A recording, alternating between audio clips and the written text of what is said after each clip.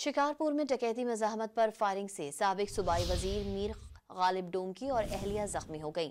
उनके 2 गार्ड्स जाँ बहक हो गए। गार्ड्स की जवाबी फायरिंग से 3 डाकू भी मारे गए। सरदार गालिब डोमकी फैमिली के हमरा सखर से बख्शापुर जा रहे थे। शिकारपुर रुस्तम थाने की हुदूद में डाकुओं ने मीर गालिब डोमकी की गाड़ी रोकी थी। पुलिस ने गार्ड्स और डाकुओं की लाशें अस्पताल मुंतकिल करके साबिक सूबाई वजीर मीर गालिब डोमकी और उनकी अहलिया को जख्मी हालत में सखर रेफर कर दिया। शिकारपुर में डकैती मज़ाहमत पर फायरिंग से साबिक सूबाई वजीर मीर गालिब डोमकी और अहलिया जख्मी हो गईं। उनके 2 गार्ड्स जाँ बहक हो गए। गार्ड्स की जवाबी फायरिंग से 3 डाकू भी मारे गए। सरदार गालिब डोमकी फैमिली के हमरा सखर से बख्शापुर जा रहे थे।